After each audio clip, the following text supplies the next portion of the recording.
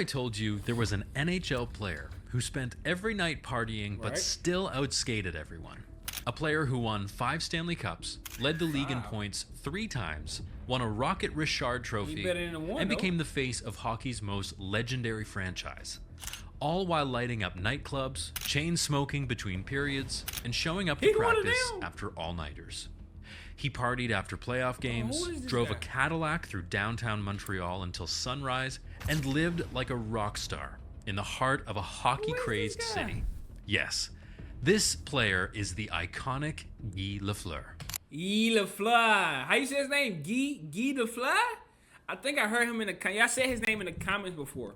But look, y'all already know what to do. Like, comment, subscribe if y'all here for the NHL videos. But look, y'all been letting me know in the comments about certain things. Like, I learned about Cornwall, which is like knocking a dude off. Like, I'm going to watch some Cornwall, some of that. I'm going to drop a video on that. But y'all been giving me some information on this stuff. Y'all gave me the information on why Wayne Gretzky wore number 9. Y'all been giving me a lot of information. I've been learning. So we go on this journey. Keep commenting and let me know what type of videos to watch, you know, and the stuff, who to watch next. Let's go ahead and get into Guy Lafleur. And to understand how he dominated the NHL, despite his obsession with nightlife, we need to go back to Tursault, Quebec, where the young Guy first stepped into a backyard rink built by his father. See, all of them be in the backyard with their father in that ice rink. I swear Wayne Gretzky was, now him. He's the... And unknowingly began his journey to becoming one of hockey's most electrifying legends. Born September 20th, 1951, Guy Damien Lafleur was practically raised on ice. His father, Régent, built him a backyard rink, and it became his sanctuary. In the dead of winter, when other kids were inside watching cartoons, Lafleur was out skating for hours on end, stick handling, shooting, imagining he was scoring the winning goal for the Habs. Some nights, he even slept in his gear. By age 5, Lafleur was dazzling local coaches. By 10, he was already putting up jaw-dropping goal totals in youth leagues. 170 goals in a single season. And no, that is not a typo. His breakout came at the legend... Not a typo. I got a question. Do every player who play hockey start off young? Or do some people can start off late and do it? Or do you gotta start off young when you play hockey? Let me know in the comments, bro. Legendary Quebec International Pee Wee Tournament, where he tucked at will and drew scouts from all over the province. Word spread fast. This kid was something special. Smooth skater, quick release, killer instinct. He had that it factor. By his teenage years, he was a hockey prodigy. But he wasn't just dominant, he was relentless. Teammates recalled how Guy would show up to practice early, stay late, and do wind sprints until he nearly passed out. That drive never left him. In 1969, he joined the Quebec Ramparts of the QMJHL. That's when the legend really began. He gained the nickname Le Turbo de Tursault while playing with the Ramparts, coined by Radio-Canada broadcaster Jean Bernard, a name that perfectly captured his explosive speed and hometown pride. The kid from Tursault became a phenom. In the 1970-71 season, he erupted for 130 goals and 209 points in just 62 games. Let that sink in. That's 2 goals and 1 assist per game in major junior hockey. For comparison, even Mario Lemieux, who holds the all-time CHL record, needed 70 games to score 133 goals in his legendary 1983-84 season.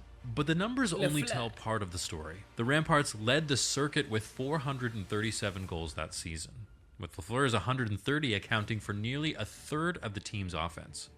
He wasn't just scoring, he was putting on a clinic every single night. At the time, I think it's the difference. The players who didn't grow up doing it, they wasn't the guy. But when you grow up doing it, you the guy. Lafleur idolized Jean Béliveau and Bobby Orr, and you could see the elements of both legends in his game.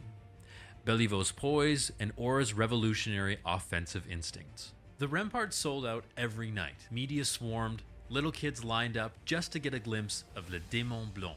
He led his team to the Memorial Cup in 1971, cementing his status as the most dominant junior player in Canada. And the Montreal Canadiens were watching closely. GM Sam Pollock was playing chess while the rest of the league was playing checkers. He persuaded California Golden Seals owner Charlie Finley to trade the Seals' 1971 first-round pick and François Lacombe in return for Montreal's 1970 first-round pick and veteran Ernie Hickey. But Pollock wasn't done. He knew California might not finish dead last, so he made another quick move. He sent center Ralph Backstrom to Los Angeles for 2 minor leaguers. The plan worked as Backstrom sparked the Kings out of the league basement, securing Oakland's last place finish. It was a masterclass in strategic manipulation. Pollock had essentially engineered the entire scenario to guarantee he'd get his man. Oakland finished last, leaving Montreal with the first overall pick. Pollock hesitated between Guy Lafleur and Marcel Dionne, but, as we know, he ended up going with Lafleur first overall. I'm about to say, he hesitating. What's going on? The boy is from Montreal. I got a question. Where is he actually? Like, where is he? Like, Lafleur. Where did that name come from? The pressure? Huge. The expectations? Absurd. Montreal fans knew exactly what their GM had given up to get this kid, and they expected an immediate payout. But the kid from Torso didn't flinch. He was about to bring rock and roll to the NHL. Joining the Canadiens wasn't like joining any other NHL team. This was Montreal in the early 70s. A team of legends. A team that expected to win every year. When Lafleur walked into that locker room, he wasn't just surrounded by pros. He was surrounded by immortals. Jean Béliveau, Henri Richard, Yvan Cournoyer, Frank and Pete Mahovlich, Jacques Lemaire. It was like a hockey hall of fame in there. The Canadiens had just like a hockey hall of fame. I gotta know, who is that? Okay, so the Montreal team probably, okay, they got the best players on their team. Okay, I'm understanding this now. My thing is these all Canada names? Like, where's these names? Like, where these guys from? Y'all gotta let me know, like, because I'm kind of like... Jean Béliveau, Henri Richard, Yvan Cournoyer, Frank and Pete Mahovlich, Jacques Lemaire. It was like a hockey hall of fame in there. The Canadiens had just come off a Stanley Cup win in 1971. The fans were spoiled, and the media, ruthless. They didn't want development. They wanted results, like yesterday. Lafleur wore number 10, as Béliveau originally asked Lafleur to take his number 4, and then had second thoughts, saying, don't try to be a second Jean Béliveau. Be the first Guy Lafleur. Oh, so this was his favorite player. That's why he wanted 4. Dang, he was going to give it to him? That's love, I ain't going to lie. That's love. But, bro, how did he come off a championship and get number 1 pick, bro? That was like a Lakers situation. Or take a number and make it your own. Either way, the expectations that came with any jersey in Montreal were outrageous. Yeah. And Lafleur, he struggled. Not much, just a bit. Lafleur got little ice time in his rookie season, which only amplified the pressure. The 29 goals and 35 assists he scored in his rookie season were 5th best for Montreal. Ahead of him were Frank Mahovlich, Yvan Cournoyer, Jacques Lemaire, and Peter Mahovlich. Fans wanted more from Lafleur and began to question Pollock's decision to draft him, even after he put up damn near a point per game. His first 3 seasons were fine by normal standards. 29 goals, 28 goals, 21 goals, but for Lafleur, they were disappointments. The fans were impatient. The media criticized his quiet demeanor. Some said he wasn't aggressive enough. He wore a helmet, which was rare back then, and critics claimed it made him look scared. The comparisons were inevitable and brutal. Marcel Dionne... Hold on. So they didn't wear helmets back then? They just went out there with the thing? They was ruthless. They was ruthless back then. Who went second in that same draft, was lighting up the scoreboard in Detroit and later Los Angeles. Dionne outscored Lafleur in the early seasons, making that criticism even louder. There were whispers. Is this kid a bust? But inside the locker room, teammates saw something different. Larry Robinson recalled, Guy had all the tools. He just needed time. The veterans could see the skill, the work ethic, the determination. They knew what was coming, and time he took. During those early years, he soaked everything in. He studied. He learned from veterans. He kept his mouth shut and his head down. He watched how Béliveau carried himself. He absorbed Cournoyer's explosive speed. He studied Lemaire's hockey IQ. But quietly, he was building something. By 1974, Lafleur had had enough of playing it safe. He took off the helmet, let his golden lettuce flow freely, and something clicked. I started playing well as soon as I decided not to wear a helmet, said Lafleur years later, and the transformation was instant. That year, he erupted for 53 goals and 119 points. Did he just go through the legs? Hold on. Okay, Lafleur. That year, he erupted for 53 goals and These videos be looking like 119 AI points. for real. He wasn't just scoring, he was flying. The doubts were erased when Lafleur broke out with his first of 6 consecutive seasons with at least 50 goals and 100 points. It was the beginning of a revolution. Guy Lafleur wasn't just here to play, he was here to take over. 6 consecutive 50 goals? From 1974 to 1980, Guy Lafleur wasn't just great, he was unstoppable. This was his city, and he ruled it with flair, finesse, and firepower. He scored at will, he skated like a rocket, and he made it look effortless. Let's break this down. 6 straight seasons of at least 50 goals and 100 points. That had never been done before.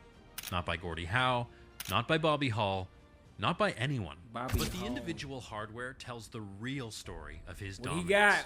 In the 1975 to 1976 season, Guy lit the lamp 56 times and added 69 assists for a point total of 125 on the year. Nasty with it. This achievement was rewarded at the NHL Awards dinner, where he was presented with the Art Ross Trophy to be awarded each year to the league's leading scorer.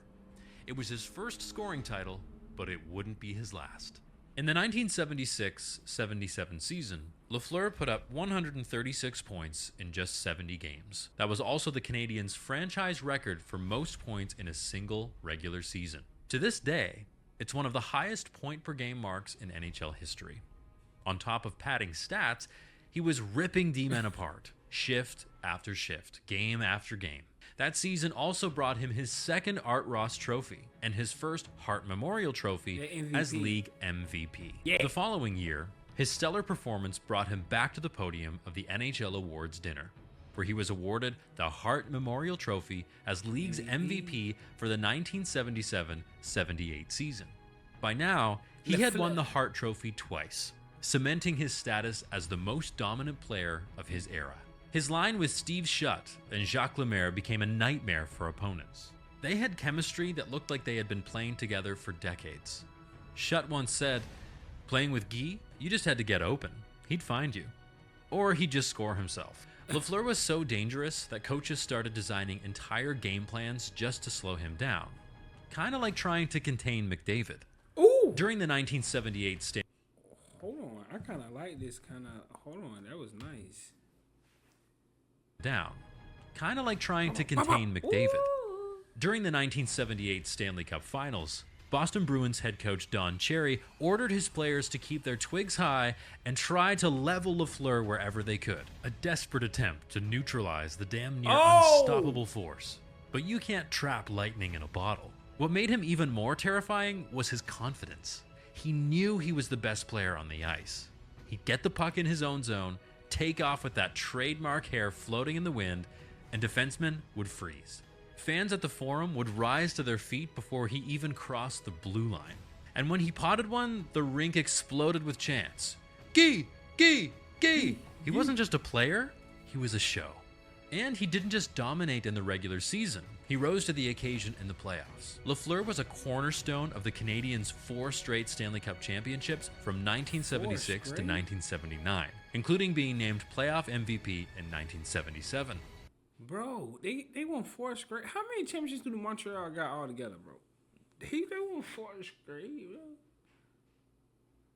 bro. Y'all think he was the best Canada player in NHL? Like, in 1976, he led all players with 17 playoff goals. In 77 and 78, he racked up 26 and 21 points respectively as Montreal rolled to back-to-back cups.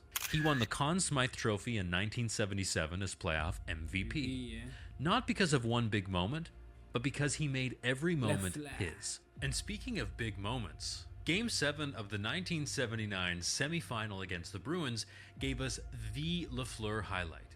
With the Canadiens trailing late and their dynasty on the line, Lafleur picked up the puck in full stride, glided over the blue line, and unleashed a laser beam of a shot that beat Gilles Gilbert clean. The Forum erupted.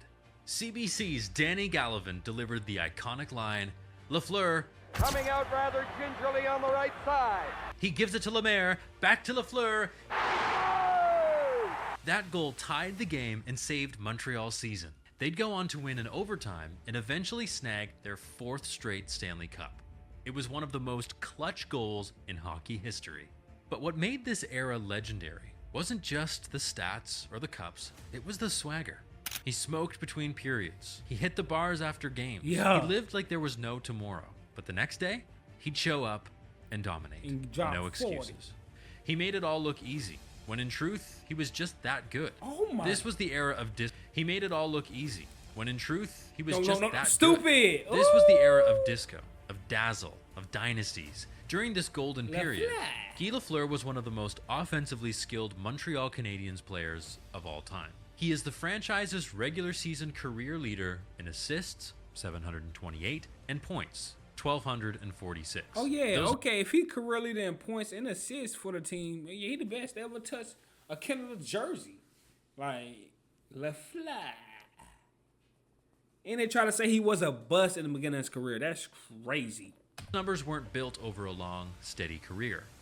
They were forged in the white-hot furnace of pure dominance. If the Montreal Forum was Lafleur's temple, then Crescent Street was his playground. This wasn't just any nightlife district. In the 1970s, Crescent Street was where Montreal came alive. The first bar on Crescent Street opened in 1967 and was the Sir Winston Churchill Pub, partly owned by Johnny Vago, a Hungarian immigrant who moved to Canada in 1951 and brought with him a friendly European cafe vibe. By the mid-1970s, the strip had exploded into a neon-lit wonderland of glowing signs, velvet ropes, champagne bottles, and a booming disco beat. It was the heartbeat of the city's after-hours scene, and at the center of it all,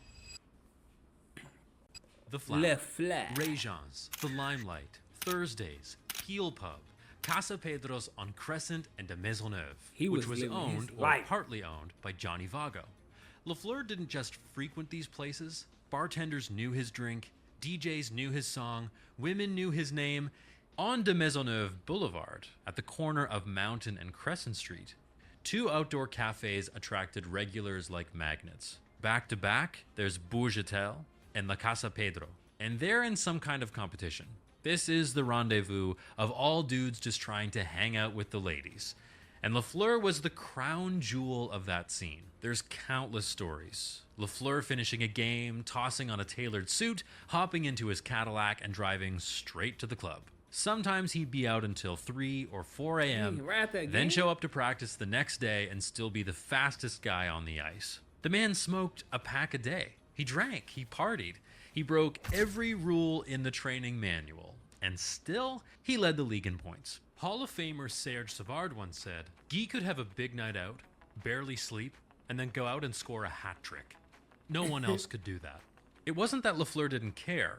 He loved hockey, but he also loved life. He wasn't trying to be a role model, he was just being him. And Yeah. Montreal loved him for it. He was pretty much royalty. Oh, I'm saying you gotta love a person for that, bro. You won't be himself, bro. During this time, he became a brand. Cigarette endorsements, beer ads, magazine covers. He even starred in TV commercials for everything from sports drinks to department stores. But while Lafleur lit up the nightlife, behind the scenes, pressure was building. Coach Scotty Bowman, one of the greatest of all time, demanded discipline and structure. From 1976 to 1979, Bowman won 4 consecutive Stanley Cups with a talented Canadian squad that included Guy Lafleur, Steve Shutt, Larry Robinson, and Ken Dryden. Lafleur's freewheeling style sometimes clashed with Bowman's systems. There were tensions. Scotty pushed, Guy resisted. The irony wasn't lost on anyone. Bowman's team won at least 45 games in each of his 8 seasons, largely because of players like Lafleur who thrived despite, or perhaps because of, their rebellious streak.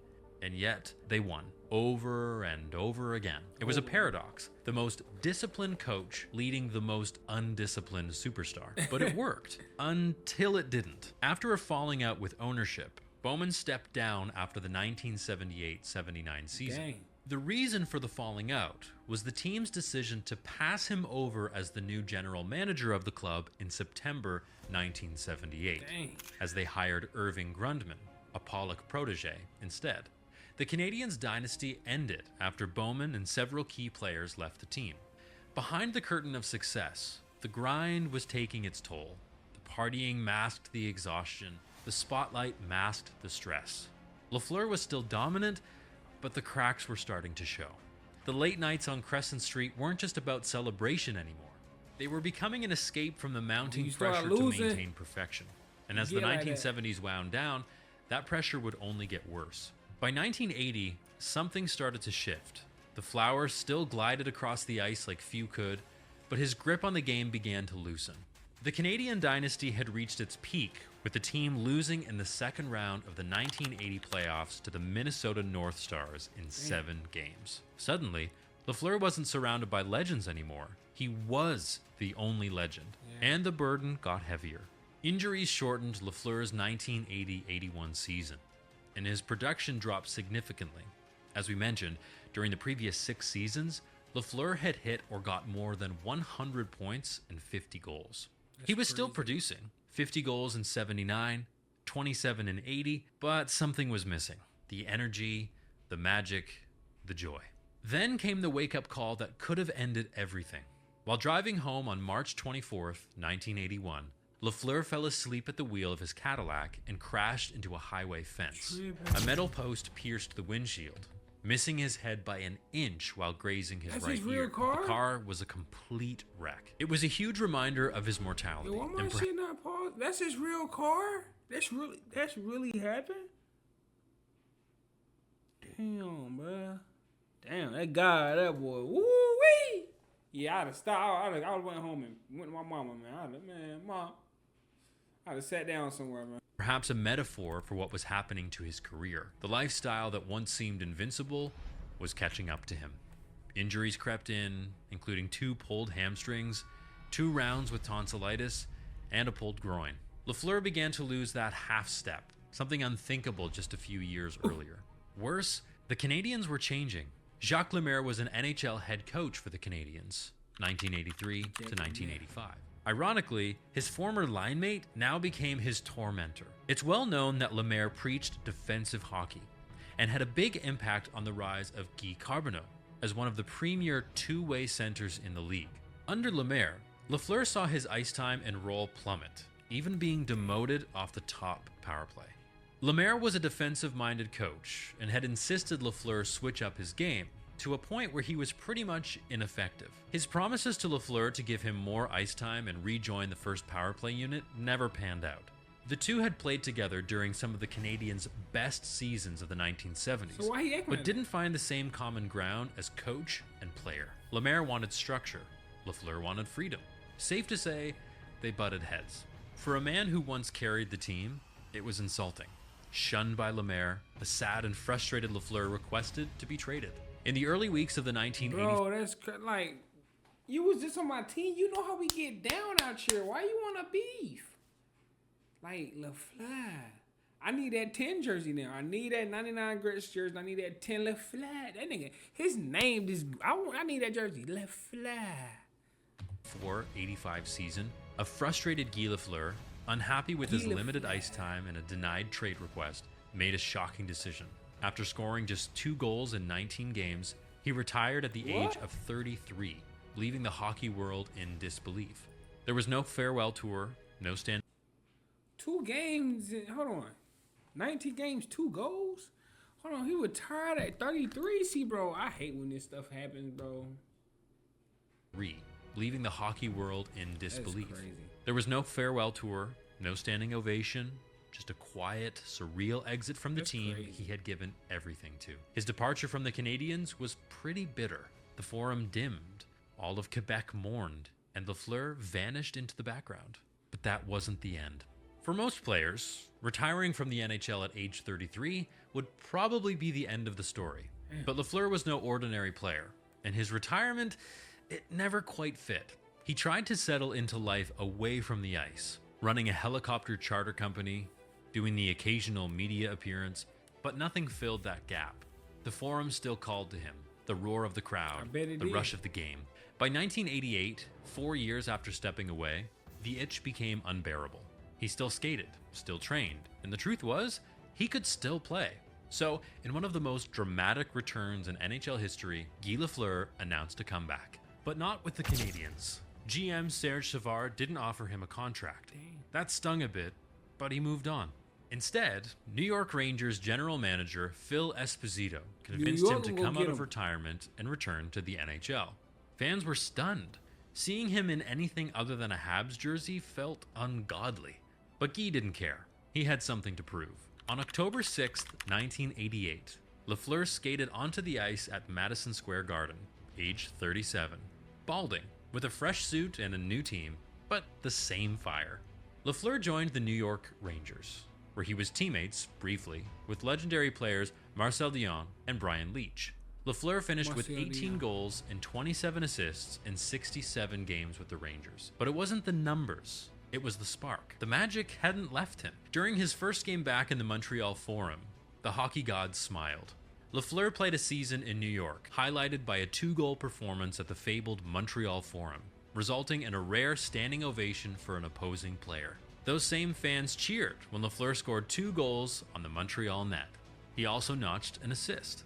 Montreal won the game by a score of 7-5, and Lafleur, the returning Hall of Famer and hockey hero, was named the second star of the game. The crowd stood. They roared. Not boos, cheers. Deafening cheers. That's how you do it. It was surreal, like a king returning to his castle, just wearing the wrong flag. Then, in 1989, he took it one step further and signed with the Quebec Nordiques, back in his home province, back where it all began. During his 2 seasons with the Nordiques, Lafleur scored 24 goals and added 38 assists for 62 points in 98 games. Impressive numbers for a player nearing 40 on a struggling team. More than just a contributor on the score sheet, he also served as a mentor to rising star Joe Sakic, helping guide the next generation. Guy wasn't the fastest anymore, wasn't the flashiest, but every now and then, the flower bloomed again. Despite Lafleur's presence, the Nordiques finished with the worst record in the NHL during both of his seasons there. But the team's struggles didn't diminish his impact. In his final NHL game, fans cheered him every step of the way, a powerful tribute to a living legend. He finished his career with 1,353 points, a testament to his brilliance and longevity. But more than the numbers, Lafleur proved something deeper, that greatness doesn't fade with time, it endures. His comeback was never about reliving the past, it was about showing the world that true champions write their own endings. Guy Lafleur didn't just leave a mark on hockey, he left a legacy built on speed, rebellion, and style. When you think of the most electrifying athletes of all time, it's easy to rattle off names like Muhammad Ali, Lionel Messi, Michael Jordan, but Guy Lafleur belongs in that conversation, not just for what he accomplished, but how he did it. He brought beauty to brutality. He brought chaos to control. In a sport built on structures and systems, he was improvisation in motion. Lafleur was inducted into the Hockey Hall of Fame in 1988, before his comeback. Yes, he's one of the only players to ever be inducted, unretire, and continue playing in the NHL. That's aura. My boy was a Hall of Famer and came back and still played. Who does that? Oh, he was that guy. He was one of one.